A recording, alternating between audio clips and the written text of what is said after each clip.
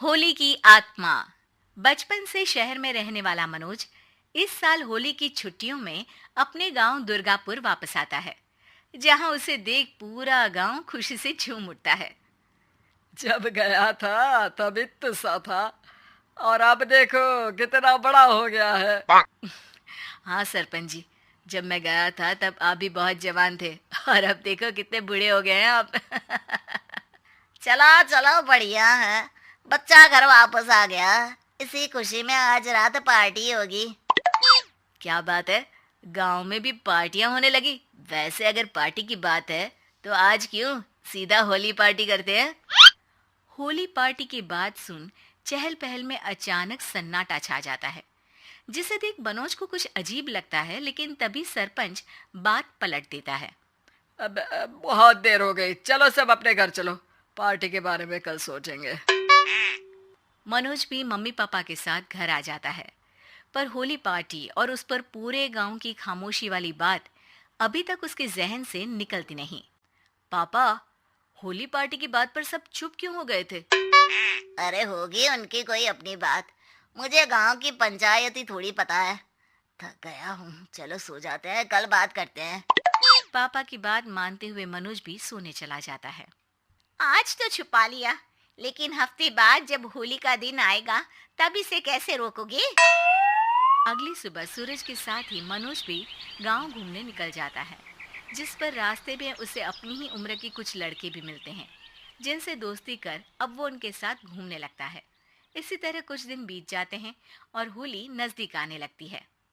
दोस्तों, होली में 4 दिन ही बचे हैं, पर गांव में उसकी कोई तैयारियां क्यों नहीं दिख रही। क्योंकि यहाँ होली नहीं मनाई जाती। अरे पर ऐसा क्यों।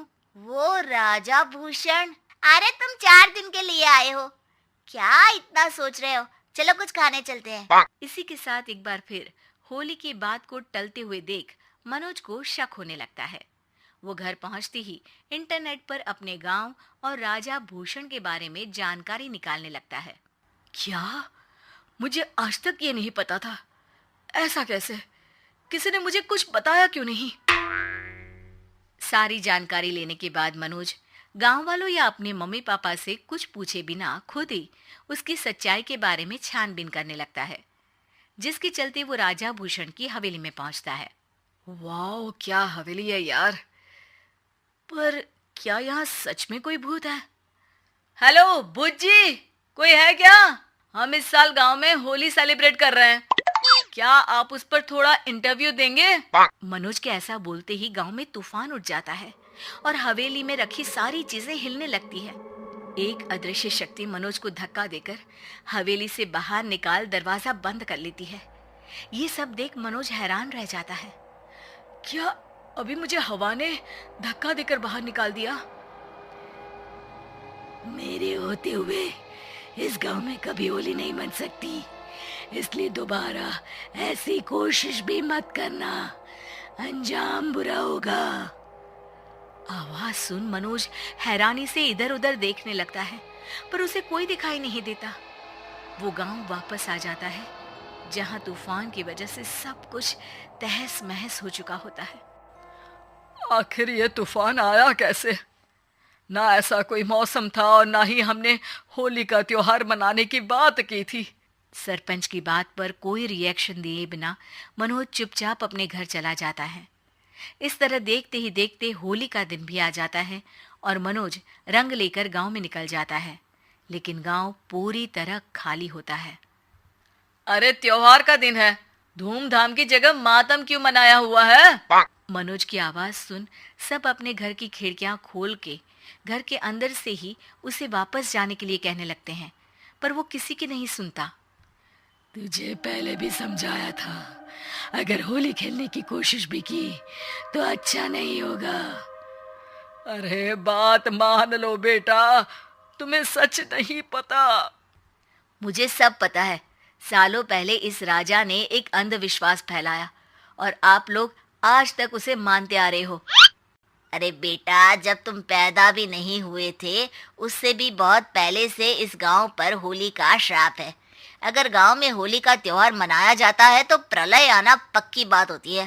राजा भूषण इस सब में नहीं मानते थे और त्योहार मनाने लगे, जिसके चलते होली वाले ही दिन पहले उनके बेटे की और फिर उनकी मृत्यु हो गई।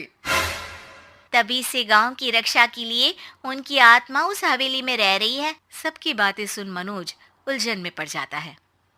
सोचना भी मत मनोज, अगर तुमने इस परंपरा को तोड़ने की कोशिश भी की तो उसका परिणाम इस गांव और गांव के लोगों के लिए अच्छा नहीं होगा। मुझे भी यकीन नहीं हो रहा कि आप लोग एक बेतुकी बात को मानकर सालों से रंगों के त्योहार को मातम की तरह मनाते आ रहे हो। मनोज किसी की कोई बात ना मानते हुए पूरे गांव में रंग बिखेर देता है, जिसके तुरंत बाद वहां तूफान के साथ बिजलियां गरजने लगती है। अचानक मौसम में ऐसा बदलाव देख जहां मनोज कंफ्यूजन में आ जाता है, वहीं गांव वाले डर से सहम जाते हैं।